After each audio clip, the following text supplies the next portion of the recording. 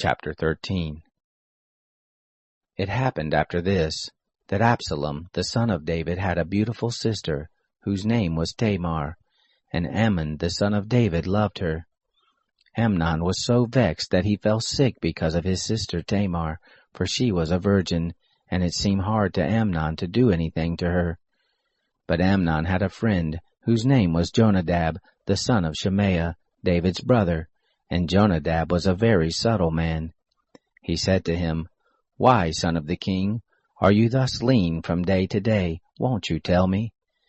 Amnon said to him, "I love Tamar, my brother Absalom's sister."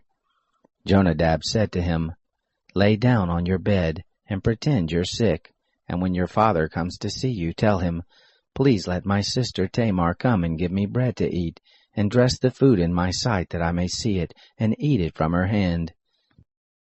So Amnon lay down and pretended to be sick. And when the king was come to see him, Amnon said to the king, "Please let my sister Tamar come, and make me a couple of cakes in my sight, that I may eat from her hand." Then David sent home to Tamar, saying, "Go now to your brother Amnon's house, and bring him food."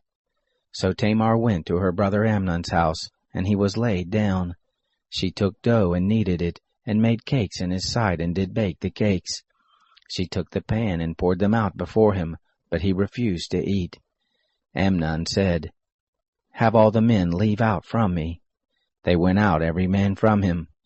Amnon said to Tamar, "Bring the food into the chamber, that I may eat from your hand." Tamar took the cakes which she had made, and brought them into the chamber to Amnon her brother.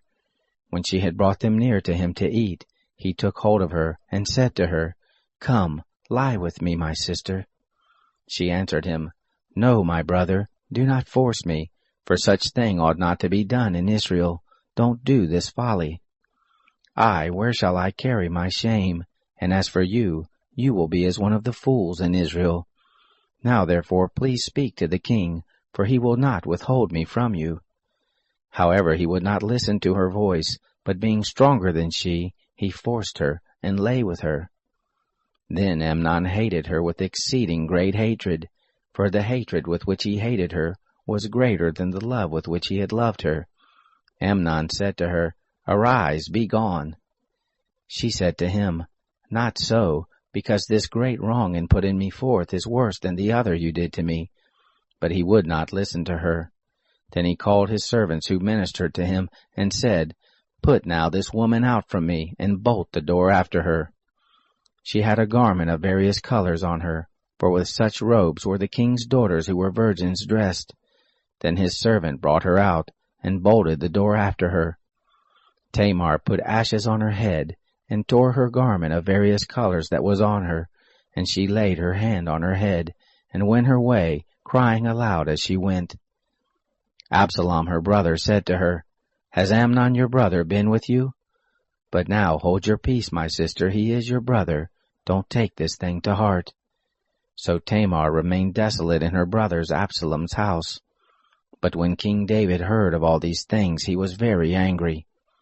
Absalom spoke to Amnon neither good nor bad, for Absalom hated Amnon, because he had forced his sister Tamar. It happened after 2 full years that Absalom had sheep shearers in Baal Hazor, which is beside Ephraim, and Absalom invited all the king's sons. Absalom came to the king and said, "See now, your servant has sheep shearers. Let the king, I pray you, and his servants go with your servant." The king said to Absalom, "No, my son, let us not all go, lest we be burdensome to you." He pressed him. However, he would not go, but blessed him. Then said Absalom, "If not, then please let my brother Amnon go with us." The king said to him, "Why should he go with you?" But Absalom pressed him, and he let Amnon and all the king's sons go with him. Absalom commanded his servants, saying, "Mark now when Amnon's heart is merry with wine, and when I tell you, smite Amnon, then kill him. Don't be afraid. Haven't I commanded you? Be courageous, and be valiant." The servants of Absalom did to Amnon as Absalom had commanded. Then all the king's sons arose, and every man got him up on his mule and fled. It happened, while they were in the way, that the news came to David, saying, Absalom has slain all the king's sons, and there is not one of them left.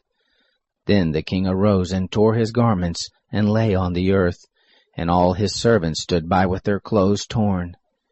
Jonadab the son of Shemaiah, David's brother, answered, Don't let my lord suppose that they have killed all the young men, the king's sons, for Amnon only is dead. For by the appointment of Absalom, this has been determined from the day that he forced his sister Tamar. Now therefore don't let my lord the king take the thing to his heart, to think that all the king's sons are dead, for Amnon only is dead. But Absalom fled. The young man who kept the watch lifted up his eyes and looked, and behold, there came much people by the way of the hillside behind him. Jonadab said to the king, Behold, the king's sons are come, as your servant said, so it is. It happened, as soon as he had made an end of speaking, that behold, the king's sons came, and lifted up their voice and wept, and the king also and all his servants wept very greatly.